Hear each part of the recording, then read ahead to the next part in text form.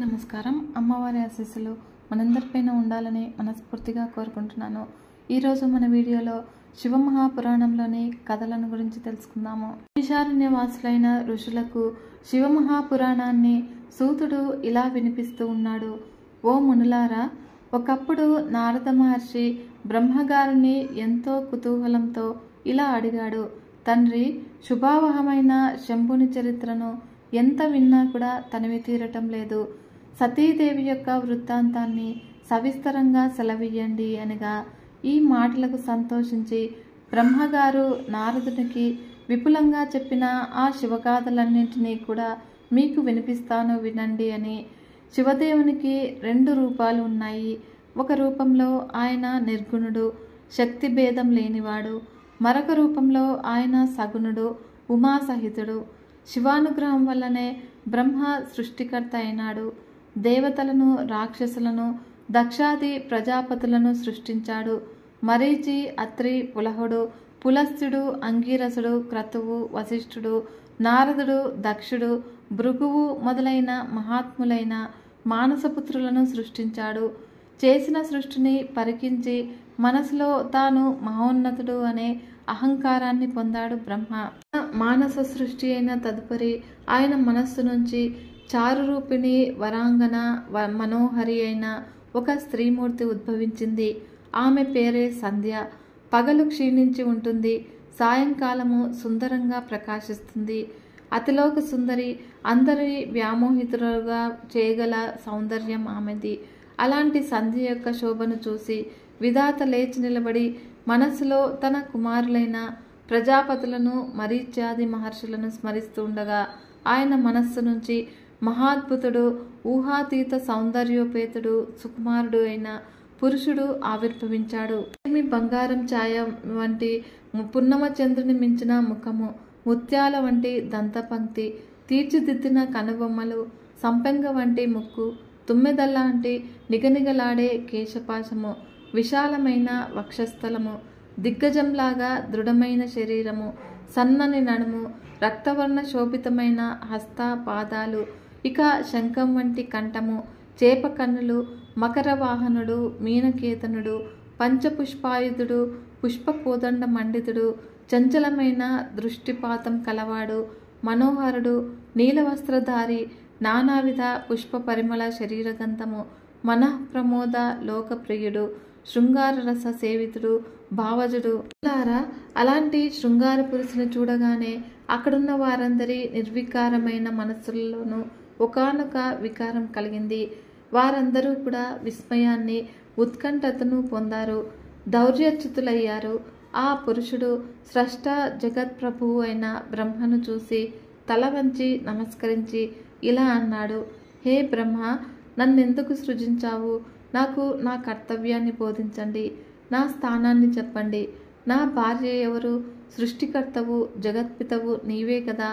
ఇక ఆ మాటలను విన్నటువంటి విధాత విస్మితుడై క్షణకాలం మౌనాన్ని అవలంబించి, సంధ్యాదేవి మీది కామనను నియంత్రించుకుని మనస్సును దిటవుపరుచుకొని ఆ సుందరునితో ఇలా అన్నాడు. ఓ పురుషుడా, నువ్వు ఈ రూపంలో ఉండి 5 పుష్పాలను బాణాలుగా చేసుకుని స్త్రీ పురుషులను మోహ విభ్రాంతులను చేస్తూ సృష్టి కార్యాన్ని నిరంతరాయంగా కొనసాగించు.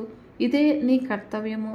స్థావర జంగమాత్మకమైన ఈ సృష్టిలో నీకు వశం కాని జీవుడు ఒక్కడు కూడా ఉండడు. త్రిమూర్తులమైన మేము సైతము నీ వశవర్తులమే. ఇతర ప్రాణుల మాట చెప్పేది ఏముంది? కనుక అందరి మనస్సులలోనూ గుప్తరూపుడవై ఉండి వారి సుఖానికి కారణభూతుడుగా ఉంటూ సృష్టి కార్యాన్ని చెయ్యి. ఆవేశిస్తే చాలు, వారికి మదం మత్తు కలుగుతుంది. ఆ మత్తులో ధర్మార్థ విచక్షణ కోల్పోతారు. దానివల్ల పుణ్యపాపాలు, తిరిగి దానివల్ల సుఖదుఖ రూపమైన స్వర్గ నరకాదులు సంప్రాప్తిస్తాయి. ఈ విధంగా జనన మరణ రూపమైన సంసార చక్రంలో పడి పరిభ్రమిస్తూ ఉంటారు జీవులు. నీకు నే కర్తవ్యాన్ని ఉపదేశించాను. ఇక ఈ కుమారులు నీ స్వరూప స్వభావాలకు అనుగుణమైన నామాలను ఉంచగలరు. ఈ విధంగా పలికి బ్రహ్మ పద్మాసీనుడయ్యాడు. అలా ఆసీనుడై దక్షాది ప్రజాపతుల, మరీచాది మహర్షుల, ముఖావలోకనం చేయగానే ఆయన రంగాన్ని గుర్తించిన వారు ఆ పురుషునకు అనురూపమైన పేర్లను స్థానాన్ని భార్యను కల్పించి యుక్తియుక్తంగా ఇలా పలికారు. ఓ మహాపురుష, నువ్వు పుట్టగానే బ్రహ్మ యొక్క మా యొక్క మనస్సులను మదించావు కనుక లోకంలో మన్మథనామంతో ప్రసిద్ధికెక్కుతావు. మనస్సు నీ జన్మస్థానం కనుక మనసుడువని పిలువబడతావు. వివిధ రూపాల్లో ఉంటావు కనుక కాముడు అని నీకు పేరు. లోకంలో మాదక ద్రవ్యాలు ఎన్ని ఉన్నా కూడా నీతో సమానమైనది లేదు కనుక నువ్వు మదనుడమవుతావు. దర్పం నుంచి పుట్టావు కనుక కందర్పుడు. దేవతలలో నీతో సమానమైన వాడు లేడు. నువ్వు సర్వవ్యాపివి, పురుష శ్రేష్ఠులవు. ప్రథమ ప్రజాపతివి అయిన ఈ దక్షుడు నీకు దాస్యం చేసి కామినిని స్వయంగా ఇయ్యగలడు. ఈ విధంగా వారి మాటలను విన్నటువంటి మన్మధుడు మనస్సులో ఇలా అనుకున్నాడు. బ్రహ్మ నాకు ఆదేశించినటువంటి సృష్టి కార్యాన్ని ఇక్కడే ప్రారంభిస్తాను. వీరి పలుకులలోనూ యథార్థాన్ని పరీక్షిస్తాను. నా పరాక్రమాన్ని ఈ ప్రజాపతులు ఋషులు సాక్షులు కాగలరు. సంధ్యాదేవి కూడా ఇక్కడే ఉంది కనుక ఈమె యందు వీరిని మోహ విభ్రాంతులను చేస్తాను. హర్షణము, రోచనము, మోహము, శోషణము, మారణము అనే పేర్లు గల ఈ పుష్పబాణాలను ప్రయోగిస్తాను అని ఈ విధంగా మనస్సులో నిశ్చయించుకుని అక్కడ ఉన్న వారందరినీ కూడా లక్ష్యంగా చేసుకుని కుడికాలు ముందుకు వంచి ఎడమకాలు వెనక్కు పెట్టి మనస్సును బలంగా లాగి చక్రాకారంగా చేసి బాణప్రయోగం చెయ్యబోయేసరికి అంతా కూడా నానావిధ పుష్ప పరిమళ పరివ్యాప్తి చెందిపోయింది. బాణప్రయోగం చేసేసరికి బ్రహ్మగారితో కలిపి అక్కడున్న వారందరి హృదయాల్లోనూ కూడా ఒక విలక్షణమైన వికార భావం పుట్టింది. వారందరూ కూడా అణుచుకోలేని విరహతాపంతో సంధ్యను తిరిగి తిరిగి చూస్తూనే మన్మథ భావాన్ని పొందారు. ఇక ఆ సమయంలో బ్రహ్మగారి శరీరం నుంచి 49 పదార్థాలు పుట్టాయి. సంధ్య కూడా కందర్ప శరపాతానికి లోనై భ్రూకటాక్ష విక్షేప హావభావ సంజ్ఞ వర్ణాది లీలా విలాసాలను అధికంగా ప్రదర్శించింది. ఇక ఆ చేష్టలతో అక్కడున్న వారందరి హృదయాలను కూడా అల్లకల్లోలం చేస్తూ ఉన్నటువంటి సంధ్య లలిత తరంగమాలిక డోలిక విన్యాసాలతో నేత్రపర్వంగా ఉన్న మందాకినిలాగా మనోహరంగా ఉంది. వారందరిలోనూ కూడా సంధ్యను పొందాలి అనే కోరిక తీవ్రతరం కాజొచ్చింది. బ్రహ్మాదిష్టమైన కర్మను లెస్సగా చేయగలననే విశ్వాసము కందర్పునకి కుదిరింది. అక్కడ ఉన్నటువంటి ధర్మువు పాపచింతనతో ఉన్న తండ్రిని సోదరులను చూసి ధర్మరక్షకుడైన శంకర్ని స్మరించి ఇలా స్తుతించాడు. హే దేవదేవ, మహాదేవ, ధర్మరక్షక, నీకు నమస్కారము. సృష్టి స్థితి లయ కర్తవు నీవే. నీవు గుణాతీతుడవు అయిన రజస్సును సత్వమును తమస్సును స్వీకరించి బ్రహ్మరూపాన్ని విష్ణు రూపాన్ని రుద్రరూపాన్ని పొంది ఉంటావు. నువ్వు నానాలీల విశారదుడవు. మహాదేవ, వీరందరూ కూడా పాపచింతనను కలిగి ఉన్నారు. తరింపశక్యం కాని ఈ పాపం నుంచి రక్షించు అని ధర్ముని ధర్మబుద్ధికి ప్రీతి చేతస్కుడై శంకరుడు వృషభ వాహనారూఢుడై ప్రత్యక్షమై వారందరూ కూడా సిగ్గుపడేటట్లుగా ఇలా అన్నాడు. ఓ బ్రహ్మ, నీ కుమార్తె యందు నీకు కామభావం ఎలా కలిగింది? వివేకికి అయిన వాడు తల్లిని, సోదరుని భార్యను, కుమార్తెను కామభావంతో చూడరాదు. ఇది వేద మార్గ నిర్ణయము. వేదం నీ ముఖంలో ఉంది. అల్పుడైన ఈ కాముడు దానిని నువ్వు విస్మరించేటట్లుగా ఎలా చేయగలిగాడు? ఓ చతురానన, వివేకాన్ని మేల్కొల్పు. హృదయ దౌర్బల్యము కలవారి మనస్సులలో పుట్టే ఈ క్షుద్రమైన కామము నిన్ను ఎలా రంజింపచేయగలదు? నీ మానసపుత్రులైన దక్ష మరీచ్యాదులు ఉన్నత భూమికను చెందినటువంటి యోగులు కదా. వారు సదా ఆదిత్య దర్శనం చేస్తూ ఉంటారు. అలాంటి వారు స్త్రీ వ్యామోహాన్ని ఎలా పొందారు? మూర్ఖుడు కాలస్వరూపాన్ని తెలియనివాడు అల్పుడు అయిన ఈ కాముడు పుట్టిన వెంటనే పుష్పబాణాలతో మీలో చిత్త చాంచల్యాన్ని ఎలా కలిగించగలిగాడు? ఎవరిని మనస్సును స్త్రీ హరిస్తుందో వాని వివేకానికి నిందయగుగాక. విషయ సుఖాల వైపు మనస్సు మళ్ళినప్పుడు మనుషులందరూ కూడా వివేకం చేతనే దానిని నియంత్రణ చేసుకోవాలి. శంకరుడు ఈ విధంగా జ్ఞానబోధ చేసేసరికి బ్రహ్మ సిగ్గుపడ్డాడు. సంధ్యను ఆలింగనం చేసుకోవాలి అనే కామవంచను నిగ్రహించుకున్నాడు. ఇక ఆ సమయంలో శరీరమంతా కూడా చెమటతో తడిసి ముద్దయింది. ఆ చెమట నుంచి అగ్నిశ్వాత్తులు అనే పితృదేవతలు ఇంకా ఇతర పితరులు జన్మించారు. వారు పద్మపత్రాక్షులు, కాలాంజన సమాన దేహులు, పుణ్యాత్ములు, సంసార విముఖులు. ఇక అగ్నిశ్వాతుల సంఖ్య 64,000, బహిర్షదుల సంఖ్య 86,000. అప్పుడు దక్షిణ శరీరం నుంచి స్వేదజలము భూమి మీద పడింది. దాని నుంచి సమస్త సద్గుణ సంపన్న సర్వావరణ అవయవ సుందరి నవకాంచన సుప్రభ అయిన శ్రేష్ఠ వనితారత్నం పుట్టింది. మునులను సైతము కూడా మోహింపచేయగల ఆమెకు రతి అని పేరు. ఆమెను చూడగానే క్రతు, వశిష్ఠ, పులస్త్య, అంగీరసులు మాత్రము కామభావాన్ని పొందారు. మిగతా వారు నిగ్రహించుకున్నారు. అలా వారి బీజము భూతమతమైంది. దాని నుంచి కొంతమంది పితృగణాలు ఆవిర్భవించారు. క్రతువు నుండి సోములు, వశిష్ఠుడి నుంచి కాలులు, పులస్తుడి నుంచి అజ్యపులు, అంగీరసుడి నుంచి అవిష్మంతులు పుట్టారు. వీరందరికీ కూడా మానవులు సమర్పించే ఆవిర్భాగాలను అగ్ని అందజేస్తాడు.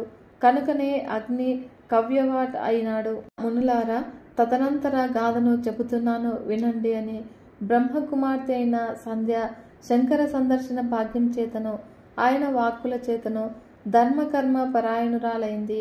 శంభుడు కూడా వారందరినీ కూడా అనుగ్రహించి ధర్మరక్షణ చేసి వెంటనే అంతర్ధానమయ్యాడు.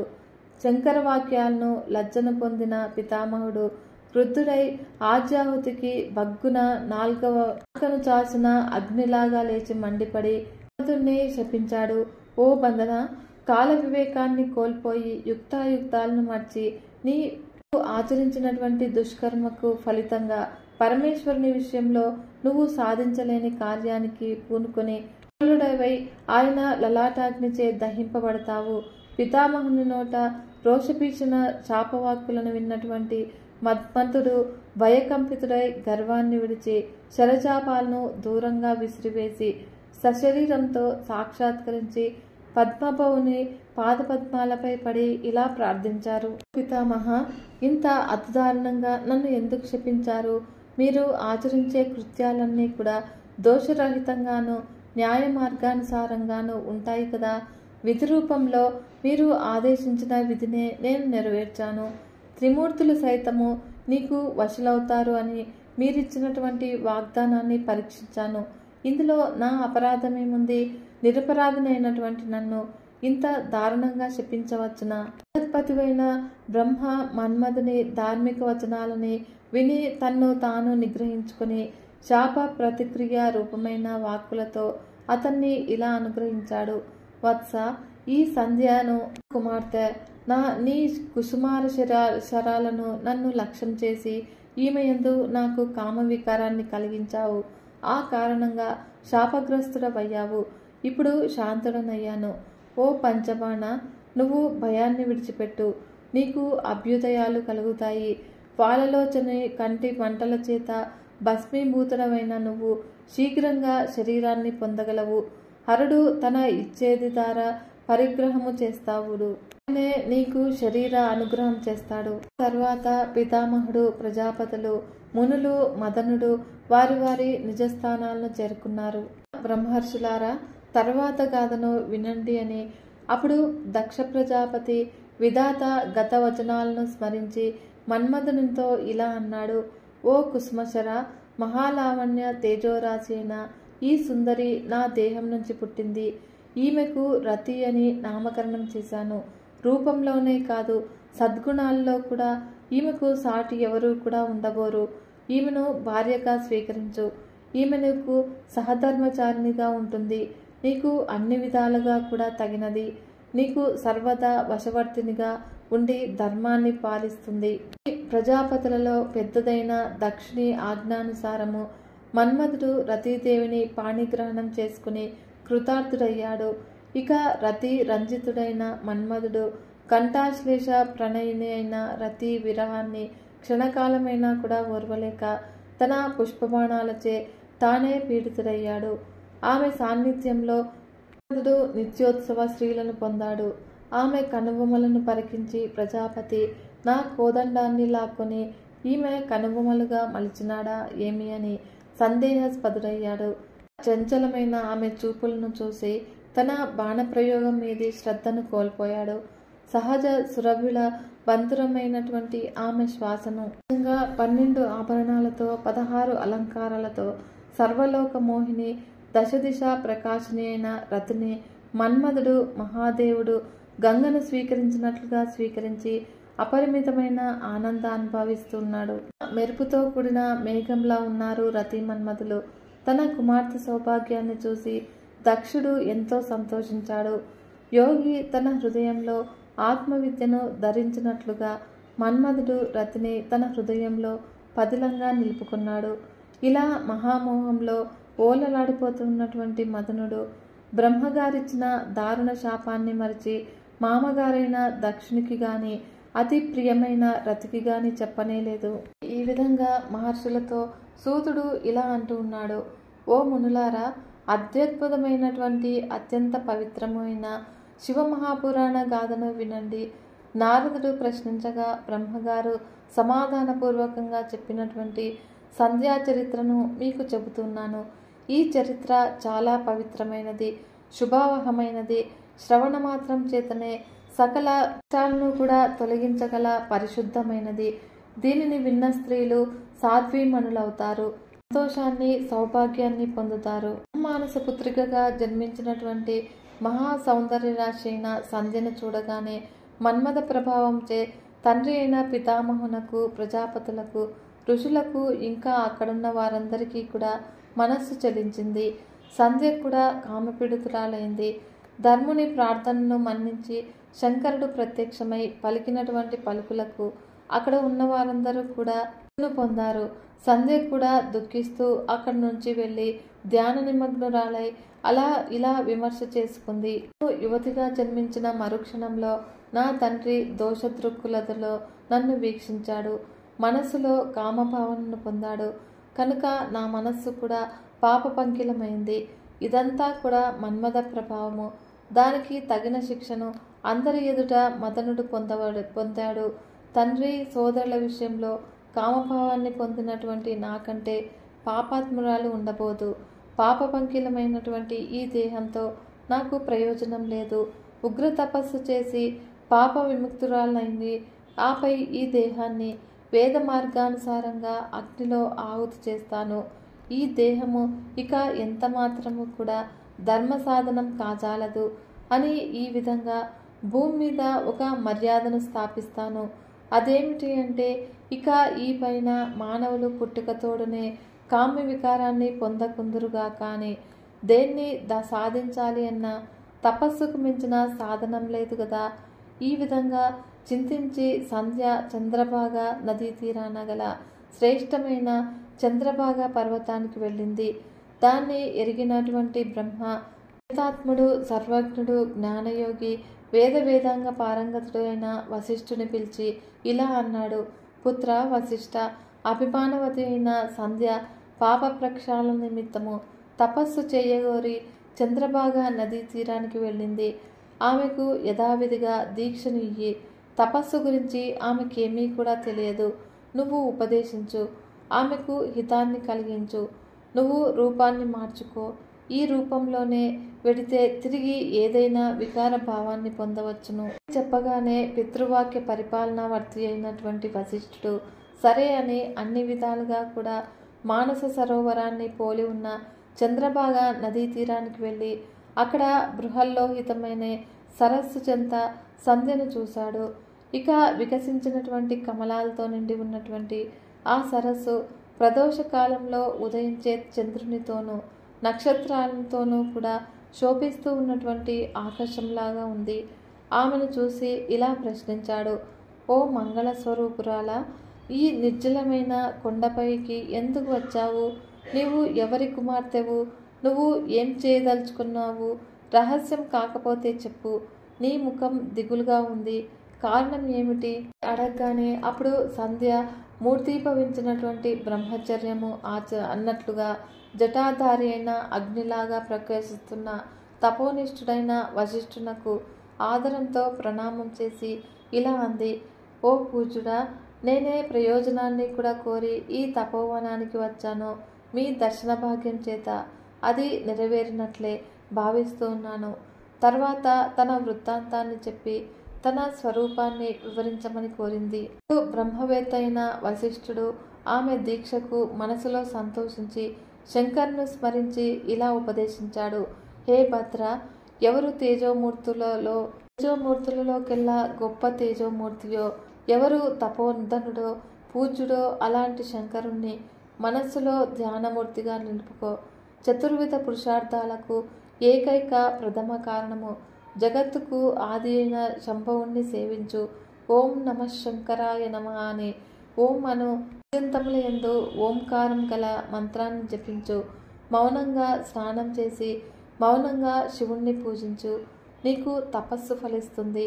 శీఘ్రంగా శంకరుడు ప్రసన్నుడై ఇష్టార్థాలనిస్తాడు అని ఈ విధంగా చెప్పి అంతర్ధానమయ్యాడు వశిష్ఠుడు. ఈ విధంగా వశిష్ఠ వచనానుసారంగా సంధ్య యోగ్యమైన వస్త్రధారణ చేసి సరోవర తీరంలో తపశ్చర్యకు పూనుకుంది. చిత్తాన్ని అన్యదానత్యము కానీయకుండా ఏకాగ్రమైన మనస్సుతో ఆమె తపస్సు చేస్తూ ఉండగా ఒక మహాయుగ కాలం గడిచిపోయింది. ఆమె ఉగ్ర తపస్సుకు ప్రసన్నుడైనటువంటి పరమేశ్వరుడు ఆమె ఏ రూపాన్ని ధ్యానం చేస్తుందో ఆ రూపంతోనే అంతటా కూడా ప్రత్యక్షమయ్యాడు. వదనుడు శాంతుడు అయిన శంకర్ను చూసి సంతోషించి ధారాపాతంగా కన్నుల అశ్రుధారాలొలికించి ఆశ్చర్యంతో సంధ్య నేనేం మాట్లాడాలి, ఏం స్తుతించాలి అని చించి కళ్ళు మూసుకుంది.